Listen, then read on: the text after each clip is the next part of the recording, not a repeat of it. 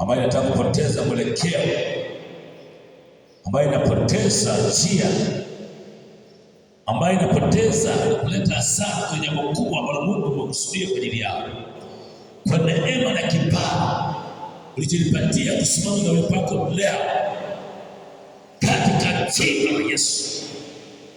You spirit of snake, wewe unaondoka, unayefuatia katika mambo ya ndoto, katika jina la Yesu nasema nao, toka kwenye mambo ya ndoto na kufukuza, atia njia zao, atia mwelekeo wao, atia mipango yao, atia ndoto zao za maendeleo katika jina la Yesu.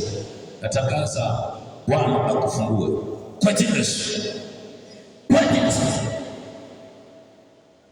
Bwana akufungue, Bwana akufungue, Bwana akufungue, Bwana akufungue, Bwana akufungue.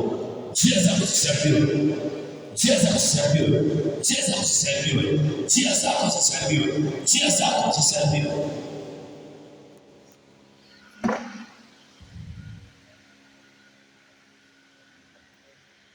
Njia zako zisiharibiwe, ndoto zako zisiharibiwe, njia zako zisiharibiwe, ndoto zako zisiharibiwe katika jina la Yesu Kristo.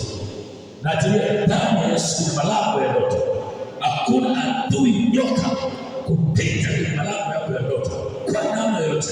Ndoto zako zisiharibiwe, mwendo wako usiharibiwe katika jina la Yesu Kristo. Amen.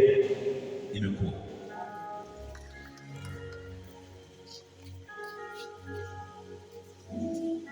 Tunaingia sehemu ya 4.